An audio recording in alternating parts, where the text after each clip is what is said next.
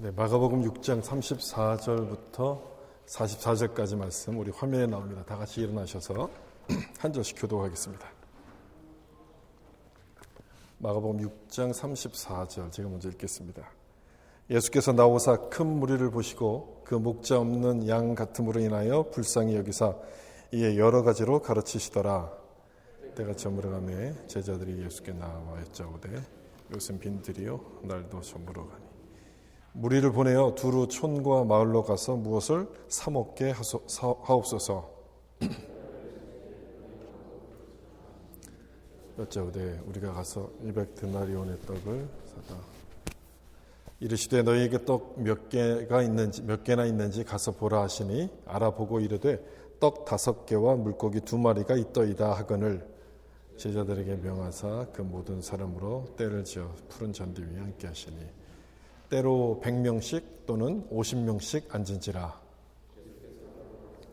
물고기 2마리를 가지사 하늘을 우러러 축사하시고 떡을 떼어 제자들에게 주어 사람들에게 나누어 주게 하시고 또 물고기 2마리도 모든 사람에게 나누시. 다 배불리 먹고 남은 떡 조각과 물고기를 12바구니에 자기에 거두었으며. 같이 읽겠습니다. 떡을 먹은 남자는 5,000명이었더라. 아멘. 우리 말씀에 은혜 받으세요. 인사하면서 앉겠습니다. 말씀에 은혜 받으세요. 아멘. 오병이어라는 제목으로 말씀 나누겠습니다. 그 오병이어는 보리떡 5개와 그다음 물고기 2마리로 5,000명을 먹이시고 또 12바구니가 남았다는 기적을 말하죠. 저는 예수님께서 행하신 기적들이 많은데 그 많은 기적 중에서 좋아하는 기적이 딱 2가지입니다. 물론 다 좋지만 그 중에서 2가지를 꼽을 수가 있는데 하나는 물로 포도주를 만든 기적이고요. 또 하나는 오늘 본문에 나오는 오병이어의 기적입니다. 여러분 이 둘의 공통점이 뭔지 아십니까? 둘 다 먹는 거예요. 먹는 거. 이 먹고 사는 문제만큼 우리에게 중요한 게 어디 있겠습니까? 우리가 열심히 일하는 것도 먹기 위해서 일하는 것이고 또 살기 위해서는 우리가 먹어야 되죠. 그래서 이 오병이어 기적이 참 좋습니다. 우리에게 아주 중요한 그 문제인 그 먹을 것을 주님께서 해결해 주신다는 것을 보여주는 그런 기적이기 때문에 그래요. 그리고 이 오병이어가 좋은 것은 최소 비용으로 최대 효과를 거두었던 기적이기 때문에 그렇습니다. 이보다 확실한 투자 방법이 어디 있겠어요? 여러분 투자의 원칙이 아주 적은 비용을 갖고 큰 수확을 내는 게 투자의 원칙 아니겠습니까? 오병이어가 바로 그런 기적이에요. 가장 작은 것을 들여서 큰 것을 얻는다고 말씀하시니 얼마나 좋은 기적입니까? 그런데 모든 사람들이 다 오병이어를 저처럼 좋다고 생각하는 것은 아닌 것 같습니다. 그런 일이 어떻게 가능해? 믿지 못하는 분들도 있고 그냥 성경이니까 적어놓은 이야기지 지어낸 이야기지라고 이제 생각하는 분들도 있습니다. 여러분들은 어떠십니까? 이 오병이어가 사실이라고 여러분 믿으십니까? 예수님께서 행하신 기적이라고 여러분 믿으시나요?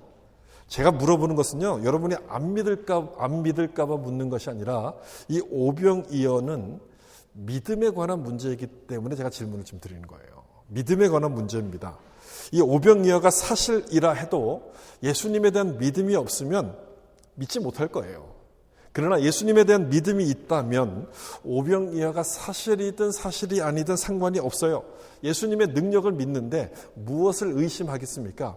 이 말씀 그대로 이 말씀을 딱 보는 순간 예수님이 우리를 먹여주시는구나. 그게 좋은 거예요. 그게 신이 날 수밖에 없어요. 그래서 이 오병이어는 믿음에 관한 문제예요. 그렇다고 사실이 아니란 뜻은 아닌 거죠. 사실임에도 믿지 못하는 그런 분들이 이상하게 보려는 사람들이 있기 때문에 예수님의 능력을 믿으라고 지금 드리는 말씀이에요. 오병이어는 바로 그런 의미로 행하신 기적. 예수님이 누구신지를 알고 그 예수님을 믿어라. 이런 의미가 담겨 있어요. 오늘 본문에도 보면 그런 내용이 여기 나오는데 마가복음 6장 34절이에요. 예수께서 나오사 큰 무리를 보시고 그 목자 없는 양 같음으로 인하여 불쌍히 여기사 이에 여러 가지로 가르치시더라. 여러분 이 말씀에 예수님이 어떤 분으로 나옵니까? 우리를 불쌍히 여기는 분이라고 이렇게 나오죠. 바로 오병이어가 일어나게 된 동기가 바로 이 말씀이에요. 우리를 불쌍히 여겼다. 거기 있는 무리들을 불쌍히 여기셨다는 거예요. 불쌍히 여기셨다는 단어가 영어 성경에서는 compassion이라는 단어도 있어요. 함께 고통을 느끼고 함께 아픔을 느낀다 그런 뜻이잖아요. 상대의 아픔을 느끼는 것에서 끝나지 않고 그래서 어떻게 하셨냐면 예수님은 가르치셨고 이들을 먹이셨어요. 기적의 동기가 불쌍히 여기는 마음에 있었다는 거예요. 다시 말하면 예수님이 어떤 분인지를 여기서 보여주시는 거예요. 우리를 불쌍히 여기고 그래서 채우시고 먹이시는 분이라고 말씀을 하는 거죠. 이 불쌍히 여기셨다는 표현이 또 한 군데 나와요. 그 선한 사마리아의 비유에 거기 또 한 번 나오는데 강도를 만난 사람이 있었잖아요. 그래서 그 사람을 보고 레위인, 제사장 이런 사람들 그냥 이렇게 다 그냥 지나쳐요. 그냥 지나쳤는데 어떤 사마리아인이 이 강도 만난 사람을 보고 불쌍히 여기죠. 근데 그 표현, 그 사마리아인이 이 강도 만난 사람을 볼 때 뭐라고 성경이 기록하냐면 불쌍히 여겨라는 단어를 써요. 불쌍히 여겨. 여기 나오는 단어와 똑같은 단어를 쓰고 있어요. 참 안 됐네. 에이, 참 불쌍하다. 이렇게 생각하고 그냥 지나간 것이 아니라 이 사람이 그 사람을, 이 강도 만난 사람을 도와줍니다. 이 사마리아인의 비유는 예수님이 누구신지를 보여주시는 비유거든요. 바로 불쌍히 여기라는 이 단어 속에 그 예수님의 모습이 그대로 나타나는 거예요. 오늘 본문 34절도 마찬가지죠. 예수님은 어떤 분이냐? 우리를 불쌍히 여기는 분이라고 이렇게 말씀합니다. 그러면 이 오병이어가 왜 일어나게 됐는지 우리가 그 이유를 알 수가 있는 거예요. 목자 없이 흩어져서 이렇게 돌아다니는 이 무리를 보시고 불쌍히 여기셨기 때문에 예수님이 우리를 그런 마음으로, 그런 태도로 우리를 보신다는 것을 말씀하고 있어요. 참 안 됐네 하면서 이렇게 지나가는 것이 아니라 도와주신다는 거예요. 우리가 괴로워하고 힘들어할 때마다 참 안 됐네 이렇게 생각하는 것이 아니라 같이 아파하시면서 불쌍히 여기시는 거예요. 모른 척 하시지 않고 우리의 아픔을 함께 하시면서 우리를 도와주시는 거예요. 여러분 예수님의 마음이 어떤 마음인지 느껴지시죠? 오병이어가 바로 여기서부터 시작하는 거예요. 우리를 불쌍히 여기시는 그 마음에서부터 이 오병이어가 출발하게 되는데 그럼 불쌍히 여기신 다음에 어떻게 도와주시는가를 좀 볼까요? 그 다음 35절을 보시면 때가 저물어 가매 제자들이 예수께 나와 여짜오되 이곳은 빈들이요 날도 저물어 가매. 예수님의 말씀을 거기 모인 사람들이 듣다 보니까 시간이 흘러서 저녁 시간이 됐어요. 근데 이 장소가 어디였냐면 여기 나오는 것처럼 빈들이에요. 빈들. 그러니까 아무것도 없는 그냥 공터예요. 먹을 걸 구할 때도 없고 먹을 걸 사올 때도 없는 그런 곳이었어요. 그래서 제자들이 제안을 하게 되죠. 그 다음에 나오는 36절. 무리를 보내어 두루 촌과 마을로 가서 무엇을 사 먹게 하옵소서. 여기는 빈 곳이니까 먹을 걸 구할 수 있는 곳이 아니니까 이 사람들이 허기지기 전에 마을로 보내가지고 사 먹도록 합시다. 이렇게 예수님께 제안을 합니다. 여러분 이 제자들의 제안이 참 합리적으로 보이죠? 뭔가 문제가 터지기 전에 그 문제를 미리 좀 대비하자. 아주 합리적인 제안 아니겠습니까? 그런데 합리적으로 참 보이는데 조금만 생각해 보면 이 제자들이 무엇에 신경 쓰고 있는가 하는 부분을 우리가 좀 찾아낼 수 있어요. 이 제자들이 지금 신경 쓰고 있는 부분은 여기에요. 36절. 두루 촌에 가서 무엇을 사 먹게 하옵소서라는 그 부분. 그러니까 제자들이 신경 쓰고 있는 것은 뭐냐면 여기서는 먹을 걸 구할 수 없으니까 그 다음에 마을로 가서 사 먹게 하옵소서. 그 앞에 나오는 것처럼 빈들이고 날이 저물어 간다는 이 부분에 제자들은 신경을 쓰고 있었어요. 이곳은 아무것도 없다. 장소에 대해서 지금 신경 쓰고 있고요. 그 다음에 날이 저물어 가고 있어요. 지금 때에 대해서, 시간에 대해서 신경을 쓰고 있어요. 제자들의 관심은 때와 장소에만 머물러 있었어요. 거기에만 신경을 쓰고 있었어요. 사실 이것은 우리도 마찬가지 아닙니까? 여러분 우리도 우리가 걱정하는 대부분의 문제는 이 두 가지예요. 때, 내가 이걸 언제 해야 될까? 지금 해야 될까 말아야 될까? 때에 대한 것이고 또 하나는 장소에 대한 거예요. 어디로 가야 될까? 밴쿠버로 갈까? 토론토로 갈까? 아니면 캐나다, 미국으로 갈까? 호주로 갈까?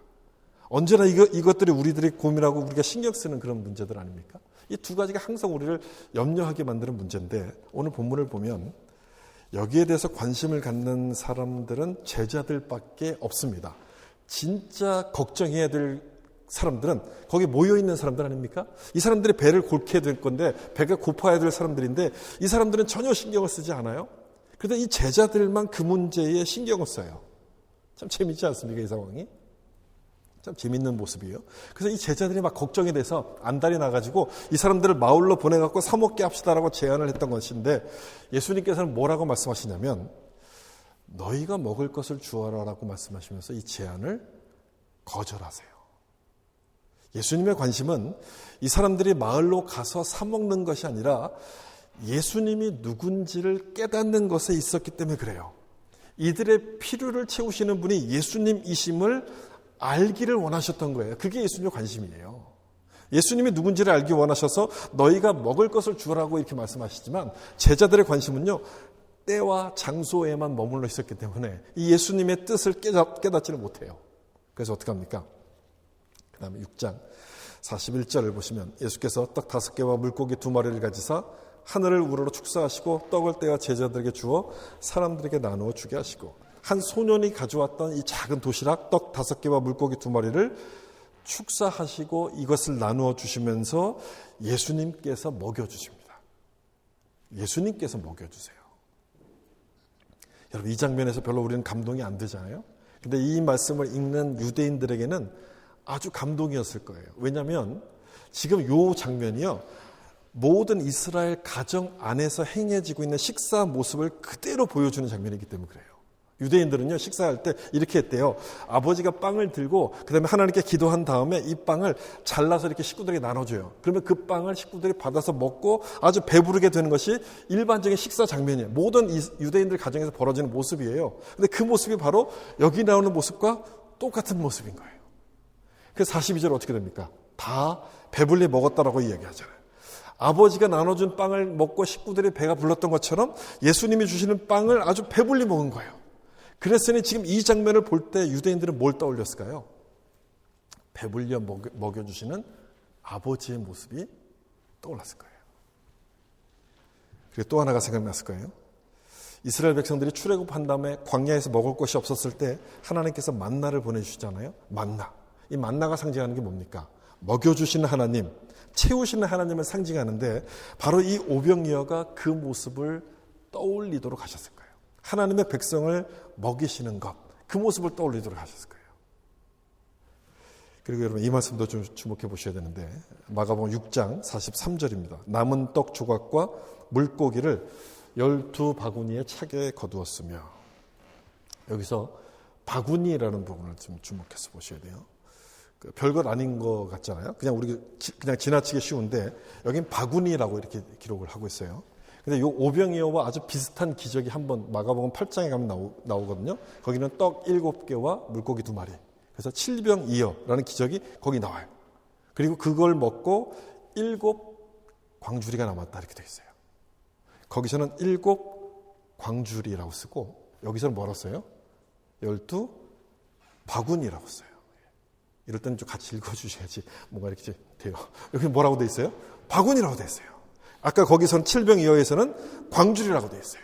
두 가지를 이렇게 구분해서 딱 써요. 그러니까 7병이어에서 사용한 광주리는 이방인들이 먹는 음식, 그 음식을 담는 것을 뜻하는 그런 광주리예요. 그 여기서 나오는 이 바구니는 유대인들이 먹는 음식, 보통 코셔라고 부르잖아요. 그 코셔를 담을 수 있는 그 바구니, 그것을 구분하기 위해서 바구니와 광주리를 이렇게 나누어서 쓰고 있습니다.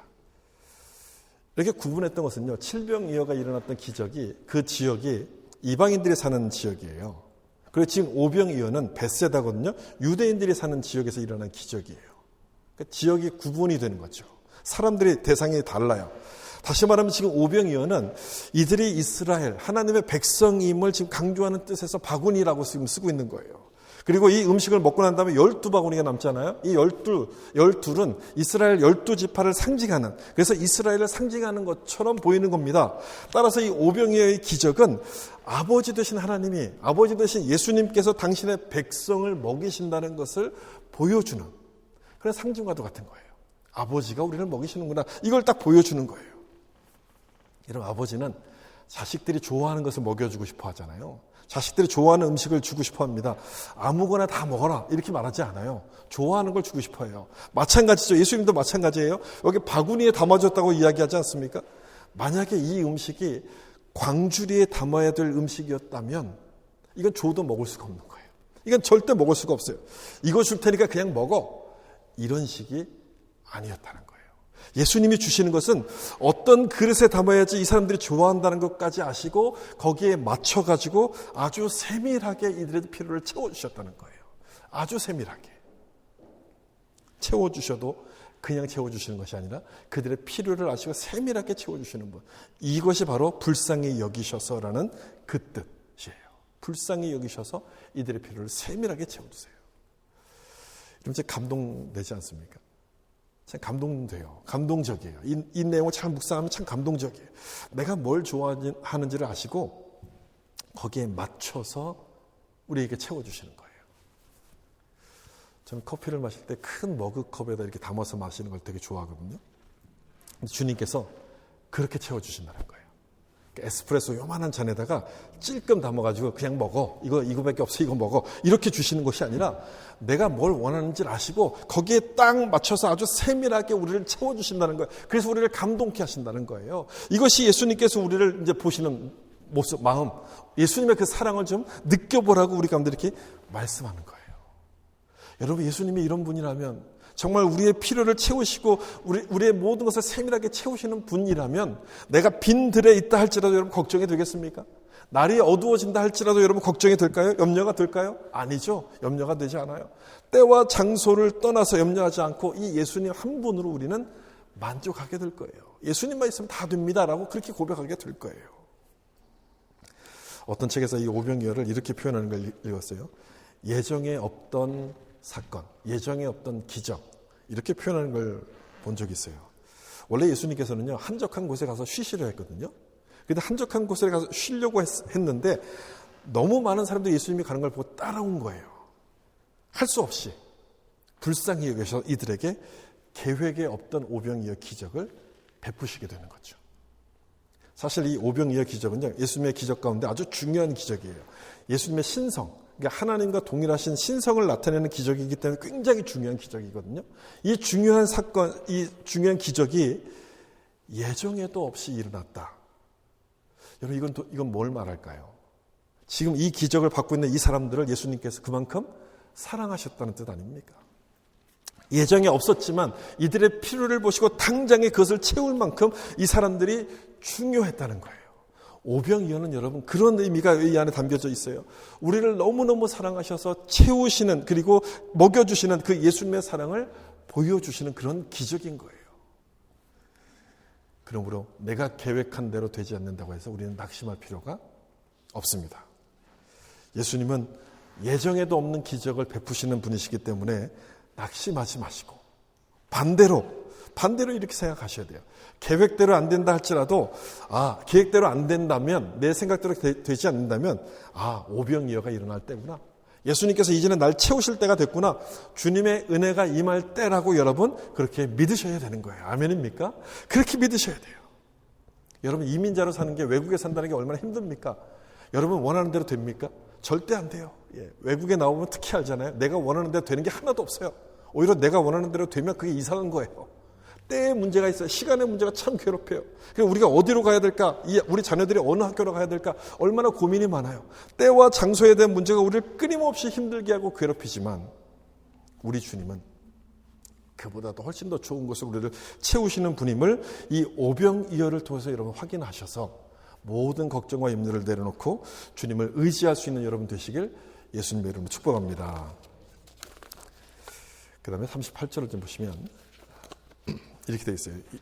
이르시되, 같이 한번 읽어볼까요? 이르시되 너희에게 떡 몇 개나 있는지 가서 보라 하시니 알아보고 이르되 떡 5개와 물고기 2마리가 있더이다 하거나. 너희에게 떡이 몇 개나 있느냐 물으셨을 때 제자들이 그 오병이어를 찾아가지고 왔죠. 그때 예수님께서 이것을 가지고 5,000명을 먹이는 오병이어의 기적을 행하시게 되는데, 저는 여기서 두 번째 오늘 본문이 주는 교훈이 있다고 생각합니다. 예수님은 우리를 채우시는 분이에요. 채우시는데 그냥 채우지 않고 우리가 가진 작은 것을 헌신할 때 그 헌신을 통해서 우리를 채우신다는 거예요. 그냥 채워주시는 것이 아니라 내가 가진 그 작은 것을 드리는 헌신을 통해 우리를 채우신다는 거예요. 떡이 몇 개나 있는지 왜 물어보셨을까요? 예수님께서. 오병이어가 있어야지 이 기적이 가능해서 그렇게 물어보신 겁니까? 아니죠. 그럴 리가 없습니다. 예수님은요, 무에서 유를 만드시는 창조주세요. 아무것도 없어도 5,000명을 먹일 수 있는 그런 능력이 있어요. 그런데 왜 떡이 몇 개나 있느냐 이렇게 물어보셨을까? 하나님의 기적은 이렇게 일어나는 거야. 이걸 보여주시고 싶었던 거 아니겠어요? 기적이라는 것은 이렇게 일어나는 거야. 그걸 지금 보여주시고 싶었던 거예요. 오병이어의 이 기적은 우리의 헌신, 작은 헌신을 통해서 일어난다는 것을 보여주고 싶으셨던 거예요. 사실 기적이라는 것은 하나님의 영역이죠. 인간인 우리에게 속한 영역이 아니에요. 그렇지만 하나님은 우리가 거기에 참여할 수 있는 기회를 우리 가운데 주시는 거예요. 그래서 어떻게 여러분 성경을 좀 읽어보면요, 이게 그 하나님의 기적이 우리의 반응에 따라서 일어나는 것처럼 보일 때가 있어요. 우리가 뭔가를 해서 하나님의 기적이 일어나는 것처럼 보일 때가 있는데, 그것은 내가 뭔가를 해서 일어나는 것이 아니라 하나님께서 거기에 참여할 수 있는 기회를 우리 가운데 이렇게 주신다는 그런 뜻인 거예요. 떡이 몇 개나 있느냐라고 물어보신 것이 바로 그런 의미인 거예요. 우리도 바로 이 기적에 참여할 수 있도록 기회를 이렇게 주시는 거예요. 그 말씀을 듣고 제자들이 찾아온 것이 오병이어였어요. 근데 이 오병이어는 거기 모여있는 5,000명이나 되는 사람들에게는 너무너무 작아요. 너무너무 작아요. 한 사람이 먹기에도 그냥 딱 모자랄 정도로. 작아도 보통 작은 게 아니죠. 이걸로 도대체 뭘 할까 싶을 정도로 아주 작은 거였어요. 제자들이 이 도시락을 들고 올 때도 아마 그런 마음이었을 거예요. 이걸로 뭐 하지? 이걸로 주님께 갖다 드려봤자 무슨 소용이 있을까? 이런 마음이었을 거예요. 솔직히 우리도 마찬가지 아닙니까? 우리는 내가 가진 게 너무 작다 이렇게 생각해요. 너무너무 작다. 작아서 못한다. 가진 게 있어야지 뭘 하죠. 뭐 아무것도 없는데요. 우리는 보통 이렇게 생각들을 좀 하잖아요. 그런데 여러분 오늘 말씀은 잘 보세요. 이걸로 뭘 할까 싶은 그 오병이어로 기적을 만들어내시죠.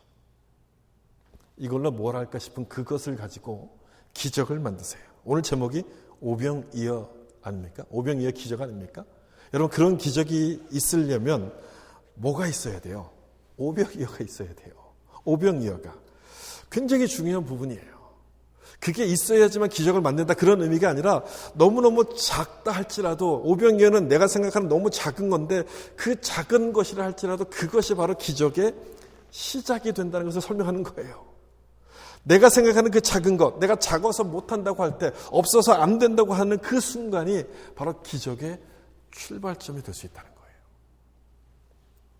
어떻게 하면 이 작은 오병이어를 주님께 드리면, 내 손에 있는 이 오병이어를 예수님 손에 이렇게 맡겨드리면 기적이 시작이 된다는 그 사실을 여러분 믿으셔야 돼요. 주님께 맡기면 시작이 되는 거예요. 예수님은 지금 기적이 어떻게 일어나는가를 보여주시는 거예요. 오병이어의 기적은 내가 가진 그 작은 것을 예수님께 드릴 때, 맡길 때 헌신을 통해서 지금 일어난다는 거예요. 다른 말로 하면 최소 비용으로 최대 효과를 내는 법칙을 알려주고 계신 거예요. 최소 비용으로 최대 효과를 내는 것은 경제적인 법칙일 뿐 아니라 영적인 법칙이기도 합니다. 여러분 영적인 법칙도 마찬가지예요. 우리가 드리는 이 작은 헌신을 통해 하나님은 큰 일을 이루세요. 최소 비용은 최대 효과를 내는 거예요. 영적인 법칙에도 똑같이 이루어져요. 그렇다면 여러분 투자를 하는 게 맞는 겁니까? 안 맞는 겁니까? 투자를 하는 게 맞아요. 당연히 예수님께 맡겨드리는 것이 맞죠. 작다고 낙심하지 말고 그것을 주님께 맡겨드리면 이것이 기적의 시작이 됨을 믿고서 주님께 모든 것을 의지할 수 있어야 돼요. 성경을 보시면 기적이 일어날 때마다 반드시 거기에는 헌신과 순종이 따라오는 것을 볼 수 있어요. 구약 성경에도 나오는 나아만 장군, 문둥병에 걸렸던 나아만 장군이 어떻게 치유를 받습니까? 요단강에 가서 7번 몸을 담그라는 그 엘리사의 말씀에 순종해서 치유를 받아요. 요단강에서 몸을 담그 이제 목욕하는 것은요 너무너무 작은 일이에요. 귀찮은 일이에요. 하찮은 일이에요. 그럼에도 그 작은 일에 순종했을 때 이 문둥병이 낫는 기적이 일어나요. 작은 것에 순종했을 때. 12년 동안 혈루병을 앓던 여인도 마찬가지였죠. 이 여인이 예수님의 옷을 만지면 낫겠다는 그 작은 믿음을 가지고 순종했을 때, 그 믿음을 실천했을 때 그 병이 치유되는 기적이 일어나지 않습니까? 이처럼 기적은 하나님의 능력에 우리의 믿음이 더해질 때 나타나는 거예요. 하나님의 능력에 우리의 믿음이 딱 이렇게 플러스 될 때, 스파크가 일어나듯이 하나님의 기적이 일어나게 되는 거예요. 이 말씀 보세요. 마가복음 6장 5절, 우리 지난번에 한번 봤던 말씀인데 거기서는 아무 권능도 행하실 수 없어 다만 소수의 병자에게 안수하여 고치실 뿐이었고, 예수님을 환영하지 않았던 그 나사렛 사람들에 대한 말씀이었죠. 왜 거기서는 권능, 기적을 행할 수 없었습니까? 예수님을 믿지 않았기 때문에, 예수님을 믿고 따르는 헌신이 없었기 때문에 기적을 행하실 수 없었어요. 그렇지만 어떤 사람들, 소수에게는, 이들에게는 기적이 일어났습니다. 왜요? 예수님을 믿고 자기의 모든 것을 맡기는 믿음에 헌신이 있었기 때문에 그렇다는 거예요. 여러분 아시겠죠? 작아서 못하는 게 아니고요, 없어서 안 되는 게 아니라 작다고 이걸 드리지 못하기 때문에 안 되는 거예요. 없어서 못 드린다고 하기 때문에, 예수님께 드리겠다는 그 헌신의 마음이 없어서 못하는 거예요. 여러분 예수님께서는 뭐라고 말씀하셨어요? 겨자씨만한 믿음만 있으면 산을 명하여 옮길 것이라는 말씀이에요. 겨자씨만한 믿음.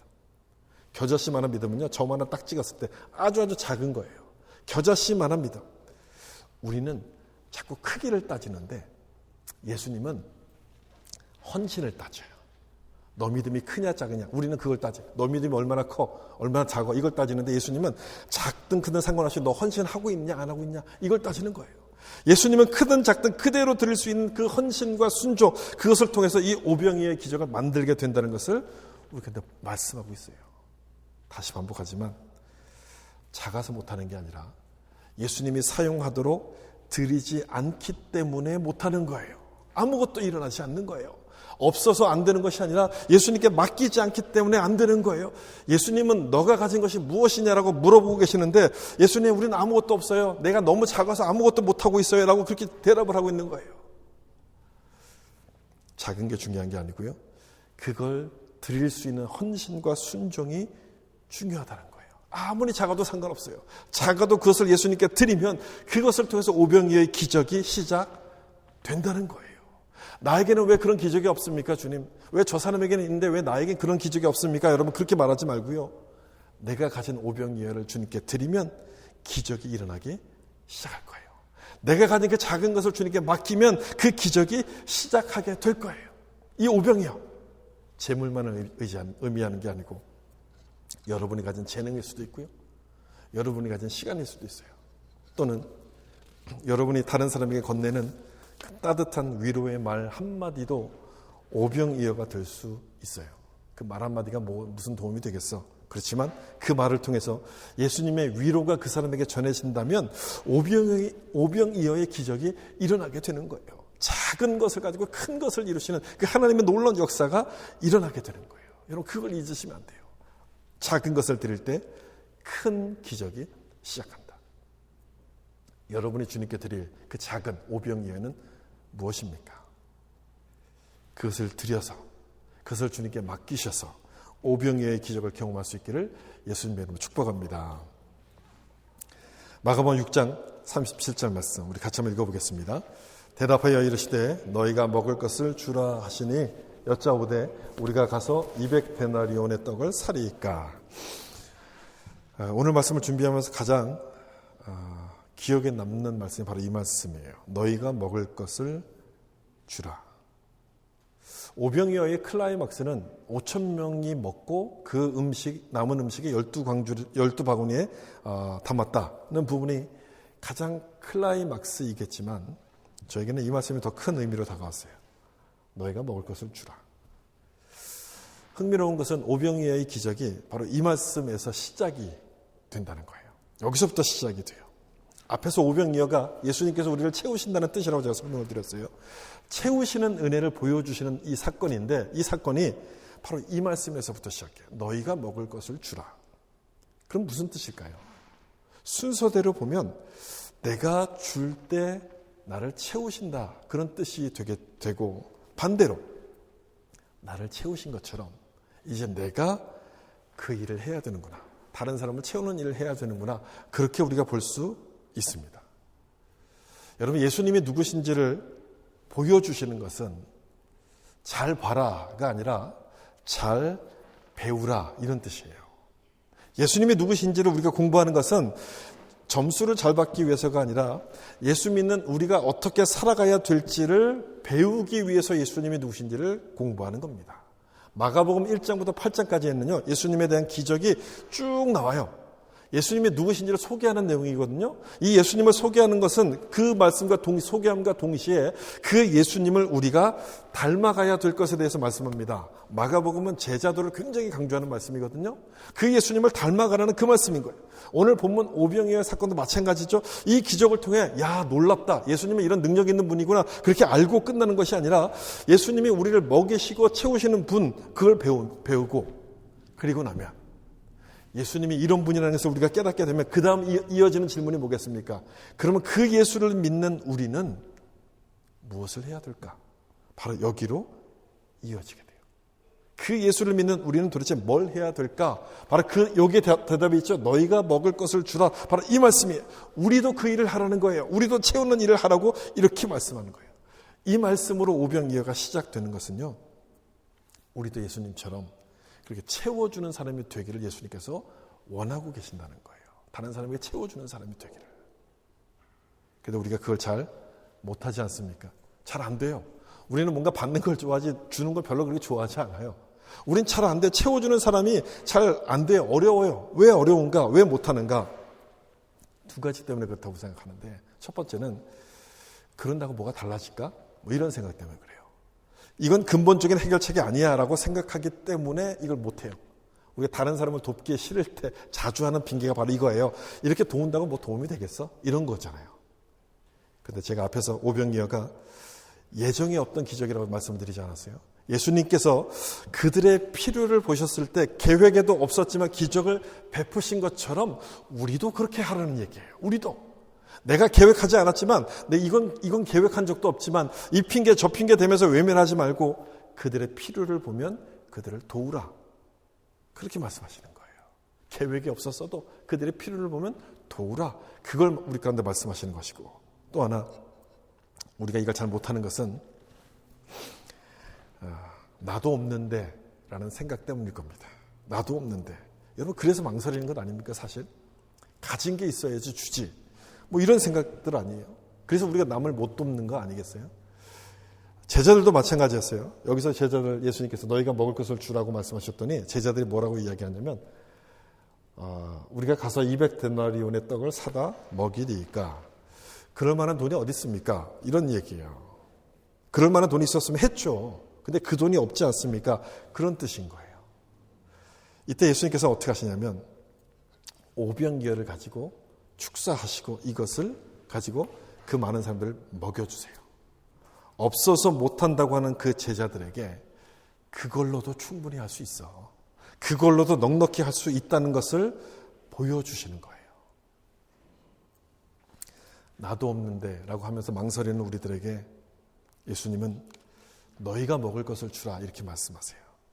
작아도 없어도 할 수 있는 것이고, 그렇게 할 때 오병이어가 시작되기 때문에 이렇게 할 것을 우리 가운데 말씀하는 거죠. 여러분, 설교를 듣고 가는 것도 물론 중요하지만 듣고 내 마음속에 주신 감동을 가지고 그 말씀대로 살려고 노력하는 것은 굉장히 중요합니다.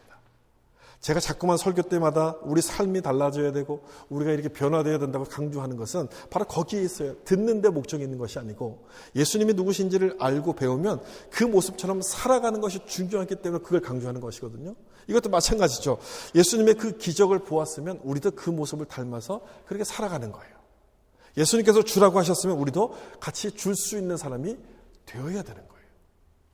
한 가지 이야기만 말씀드리고 말씀을 마치려고 하는데, 그 음성에 있는 꽃동네, 충북 음성에 있는 꽃동네가 어떻게 시작하게 됐는가라는 그 이야기를 좀 어디서 읽었던 적이 있어요. 이렇게 시작을 됐다고 합니다. 초라한 행색의 할아버지가 성당을 찾아와서 구걸하는 걸 보고 신부님이 그 할아버지에게 밥 사 먹으라고 이렇게 돈을 주셨대요. 식사비를 주셨대요. 얼마 후에 할아버지가 또 다시 찾아왔어요. 그래서 이분이 도대체 어디 사는가 궁금해가지고 이 신부님이 그분의 뒤를 이렇게 따라갔어요. 그랬더니 할아버지가 계속 다니면서 구걸하고 그래서 음식이 다 이렇게 모이니까 어딘가로 가요. 산 뒤편에 있는 한 움막으로 들어가요. 그곳에 그 움막 안에는 움직일 수 없어서 누워있는 그 장애인들이 그 안에 있었어요. 움직일 수 없는 사람들이. 그래서 할아버지가 그 구걸해온 음식을 그 사람들에게 먹여주는 거였어요. 그걸 보는 신부님이 할아버지께 물었죠. 아이, 할아버지 본인 몸도 성치 않은데 어떻게 저 사람들을 이렇게 도와주십니까? 그래서 이 할아버지가 하는 말이, 신부님, 저는 걸어 다닐 수 있지만 이 사람들은 걷지 못해서 누워 있어야만 합니다. 제가 책임지지 않으면 이 사람들은 어떡합니까? 그렇게 말을 하더래요. 제가 책임지지 않으면. 그 말이 이 신부님 마음속에 비수처럼 이렇게 딱 꽂혔대요. 제가 책임지지 않으면. 그래서 그 말을 듣고 곰곰이 생각하다가 나는 과연 이웃에 대한 책임을 얼마나 지고 있는가, 그렇게 고민하다가 시작하게 된 게 음성에 있는 꽃동네, 그 마을이 그렇게 시작을 하게 되었답니다. 제가 책임지지 않으면. 그 말이 너희가 먹을 것을 주라는 말씀과 같은 뜻의 말씀 아닙니까? 예수님은 우리에게 이렇게 말씀하세요. 너희가 먹을 것을 주어라. 여러분들은 이 말씀에 대해서 어떻게 반응하시겠습니까? 내가 먹고 살 것도 없는데 뭘 줍니까? 여러분 그렇게 하시겠습니까? 그게 아니죠. 힘들고 어렵고 참 힘들어 괴로워하는 사람이 내 눈에 보인다면 나를 통해서 주라고 하시는구나 라고 생각하시고 여러분 그 상황을 받아들이셔야 되는 거예요. 그 상황을 순종하셔야 되는 거예요. 우리는 이 오병이어 같은 기적을 읽으면 이 말씀이 나에게 일어나기를 바라요. 그리고 거기서 끝나요. 그렇지만 주님께서는 이 오병이어를 우리 가운데 말씀하시면서 뭘 원하실까요? 모든 사람에게 오병이어가 일어나기를 원하시는 것 아닙니까? 우리는 나에게만 이 오병이어가 일어났으면 좋겠다라고 생각하는데 주님은 모든 사람들에게 이 기적이 일어나기를 원해요. 그렇기 때문에 뭐라고 우리에게 말씀하시냐면 너희가 먹을 것을 주라고 말씀하시는 거예요. 너희가 먹을 것을 주면 모든 사람에게 오병이어의 기적이 일어난다. 이렇게 말씀하시는 거예요. 내가 채워야 될 사람이 누굴까요? 나의 시간을 나눠주고 따뜻한 위로의 말을 건넬 사람들이 누구일까? 예수님이 나를 채워주셨듯이 내가 다른 사람을 채워갈 때 나를 통해서 오병이어의 기적이 일어나기 시작할 것입니다. 사랑하는 성도 여러분, 작아도 없어도 믿음으로 순종하셔서 여러분의 삶이 오병이어처럼 쓰여질 수 있기를 예수님의 이름으로 축원합니다. 기도하겠습니다.